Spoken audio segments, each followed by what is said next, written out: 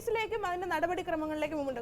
K Shailaja എന്ന് പറയുന്ന മുൻ മന്ത്രി, ഇത്രയും പ്രധാനപ്പെട്ട കേരളത്തിനെ ലോകത്തിന് മുന്നിൽ എത്തിച്ച ഒരു മന്ത്രി, ആരോഗ്യവകുപ്പ് മന്ത്രി, അവരുണ്ടായിരുന്നത് കൊണ്ട് മാത്രം അതൊന്നും പറയണ്ട. ആരോഗ്യവകുപ്പ് മന്ത്രി എന്ന നിലയിൽ കോവിഡ് റാണി എന്നും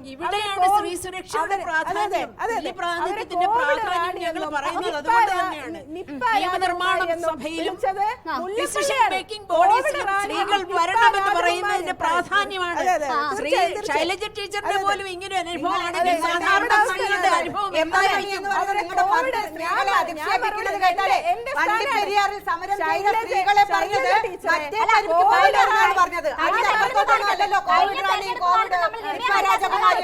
മദ്യപ്പണിക്ക് പോകുന്ന സ്ത്രീകളെ വിളിച്ച തൊഴിലാളി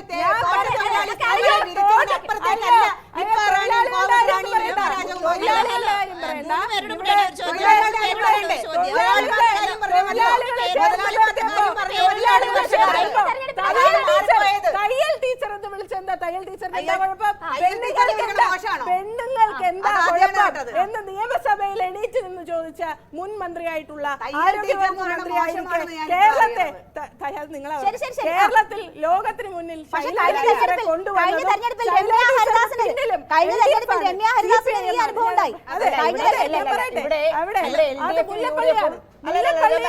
ഞാൻ പറയട്ടെ, മുല്ലപ്പള്ളിയോട് ആ ചോദ്യം ചോദിച്ചപ്പോ നത്തിങ് ഡൂയിങ് എന്ന് നല്ല സൂപ്പർ ഇംഗ്ലീഷിൽ അതേ ഒരു മറുപടി തിരിച്ചു പറഞ്ഞു. അപ്പൊ ആ നത്തിങ് ഡൂയിങ് ആണ് കോൺഗ്രസിന്റെയും BJP-യുടെയും പൊതുവായ നയം.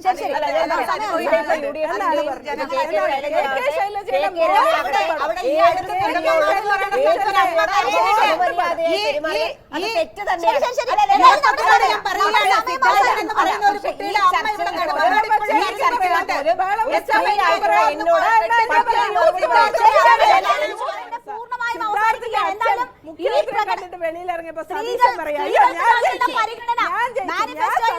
വേണ്ടി പറഞ്ഞിട്ടുള്ള കാര്യങ്ങൾ, മത്സര രംഗത്തുള്ള സ്ത്രീകളെ അധിക്ഷേപിക്കുന്നത് ഉൾപ്പെടെയുള്ള കാര്യങ്ങൾ എന്തായാലും ഈ തെരഞ്ഞെടുപ്പിനെ നിർണ്ണയിക്കുന്ന വിഷയങ്ങൾ തന്നെയാണ്.